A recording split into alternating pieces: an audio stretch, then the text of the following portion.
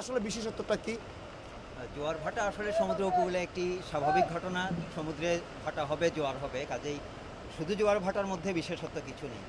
তবে আমাদের বঙ্গোপসাগরে, বিশেষ করে আমাদের সমুদ্র উপকূলে শীতকালের সমুদ্র লেভেল থেকে আমাদের এই মৌসুমি বায়ু যখন প্রবাহিত হয়, এই মৌসুমি বায়ুর প্রভাবে আমাদের সমুদ্রপৃষ্ঠ প্রায় 2 থেকে 3 ফুট পর্যন্ত উপরে ওঠে, যার ফলে আমাদের এই বর্ষাকালে জোয়ার ভাটাগুলো হয় অনেক বেশি তীব্র।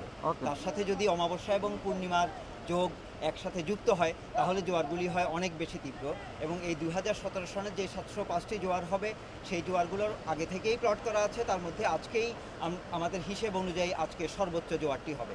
আগেই বলেছি জোয়ার ভাটা স্বাভাবিক বিষয়, এর মধ্যে বিশেষত্ব কিছু নেই। কিন্তু এখন চট্টগ্রাম শহরে জোয়ারের পানি বিস্তীর্ণ অঞ্চল যেভাবে নিমজ্জিত করে ফেলছে, আমরা ধারণা করছি সমুদ্রের পৃষ্ঠ জলবায়ু পরিবর্তনজনিত কারণে কিছুটা উপরে উঠেছে, আবার আমাদের শহরেরও বিভিন্ন নিচু অঞ্চল সম্ভবত ভূমি নিচের দিকে নেমে গিয়েছে, যার ফলে আমাদের কাছে এখন এই বর্ষাকালের অমাবস্যা এবং পূর্ণিমার জোয়ারগুলো অত্যন্ত তাৎপর্যপূর্ণ হয়ে উঠেছে।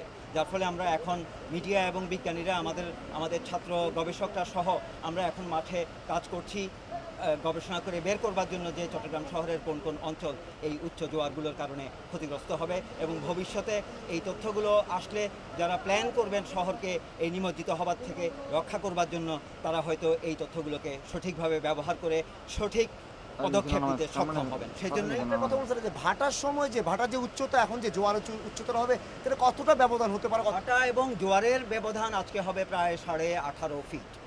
কিরকম একটু বলেন। এটা প্রায় একটি দোতলা ভবনের সমান উচ্চতা ভাটা এবং জোয়ারের মধ্যে হবে আজকে। আজকে কি অবস্থা হতে পারে শহরে? আপনার ধারণাটা কি, যেহেতু আপনি দীর্ঘদিন ধরে গবেষণা করছেন, এখন আজকে কি অবস্থা হতে পারে বলবেন? এই বর্ষায় আমরা পুরোটাই দেখছি যে চট্টগ্রাম শহরে 40-45 থেকে 50 ভাগ অংশ ডুবে যাচ্ছে। তার সাথে যখন বৃষ্টি যুক্ত হচ্ছে, এই বৃষ্টির পানি নামতে পারছে না জোয়ারের সময়, যার ফলে দেখা যায় চট্টগ্রাম শহর লম্বা সময়ের জন্য সারাদিন জলাবদ্ধ ছিল। গতকাল একই রকমের প্রায় উচ্চ জোয়ার ছিল এবং প্রচুর বৃষ্টিপাত, প্রায় 232 মিলিমিটার বৃষ্টিপাত গত 24 ঘন্টায় রেকর্ড হয়েছে। সেই হিসাবে চট্টগ্রাম শহর গতকাল দুর্বিষহ একটি শহরে পরিণত হয়েছিল। আজকেও এখনও গুড়ি গুড়ি বৃষ্টি হচ্ছে, আজকে সন্ধ্যা পর্যন্ত হয়তো এই বৃষ্টি চলমান থাকবে, যার ফলে আমরা আশঙ্কা করছি যে আজকেও চট্টগ্রাম শহরের বিস্তীর্ণ অঞ্চল প্রায় গতকালের মতোই নিমজ্জিত অবস্থায় থাকবে। ধন্যবাদ। আমরা কথা বলছিলাম চট্টগ্রাম বিশ্ববিদ্যালয়ের মেরিন সায়েন্সের প্রফেসর সাইদুর রহমান চৌধুরীর সাথে। তিনি আমাদেরকে বলছিলেন আজকে যে জোয়ারের যে বিশেষত্বর কথাটা বলছেন, তিনি বলছেন চলতি বছর যে 705টি জোয়ার হবে, তার মধ্যে আজকে জোয়ারটি সবচেয়ে উচ্চতর, অর্থাৎ তাদের হিসাব অনুযায়ী এটা হচ্ছে 3.265 মিলিমিটার, যার উচ্চতা প্রায় 10 ফুটের সমান বা আর একটু বেশি হতে পারে। এবং আমরা দেখতে পাচ্ছি কিন্তু এই জোয়ারের পানি যেমন বাড়ছে, তেমনি কিন্তু যেহেতু বৃষ্টি হচ্ছে, এবং সেখানে আপনি জানেন যে কাপ্তাই হ্রদের পানি কিন্তু প্রতি সেকেন্ডে প্রায় 34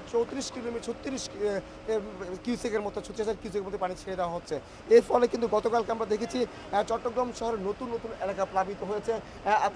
আগে যেগুলো প্লাবিত হতো না সেগুলো এলাকাগুলো প্লাবিত। যেমন আমি যদি বলি যে পতেঙ্গার কথা উদাহরণ দিই, গতকালকে কিন্তু পুরো পতেঙ্গা বেরিবাত এলাকায় পানি উঠে গিয়েছিল, যেখানে এখানে কিছু দোকানপাট সরিয়ে নেওয়া হয়েছে।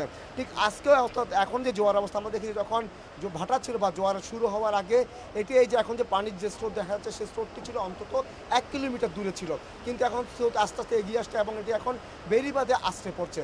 অর্থাৎ বেলা যত বাড়বে ততই জোয়ারের পরিমাণটা বাড়বে এবং ঢেউয়ের পরিমাণটা বাড়বে, আর এর ফলে প্লাবিত হবে কিন্তু শহরের যে নিচু এলাকাগুলো রয়েছে।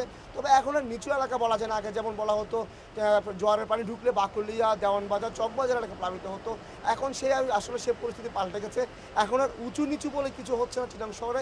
এখন চট্টগ্রাম শহরে মূলত যখনই জোয়ার হচ্ছে, যখনই প্রবল বর্ষণ শুরু হচ্ছে, তখনই কিন্তু পুরো এলাকাটি চট্টগ্রাম শহর প্লাবিত হচ্ছে। আমরা গতকালকে দেখেছি বা তার আগের দিনও দেখেছি চট্টগ্রাম শহরের আগ্রাবাদ যে এলাকাটি বলা হতো 100 দিন পানি উঠতে হবে, পরবর্তীতে সেখানে যখন ড্রেনেজ সিস্টেম হয় এরপর কিছুটা উন্নত হয়েছে। কিন্তু আমরা দেখেছি গতকালকেও আগ্রাবাদ সিনেমা, তারপরে বনানী কমপ্লেক্সের সামনে এবং দেখেছি বারেক বিল্ডিং মোড় সহ ইপিজেড এলাকা, সেই এলাকায় কিন্তু ব্যাপক পানি জমে গেছিল। আজকেও সে ধরনের একটা আশঙ্কা করছে। আবহাওয়া অফিসের সাথে আমরা কথা বলেছিলাম, তারা বলছে যেহেতু মৌসুমী বায়ুর প্রভাবে সাগর উত্তাল রয়েছে, চট্টগ্রাম, মংলা, পায়রা এবং কক্সবাজার সমুদ্র বন্দরকে 3 নম্বর সতর্ক সংকেত দেখাতে বলা হয়েছে, এবং তারা বলছেন ঝোড়ো হওয়ার এখনো আশঙ্কা রয়েছে।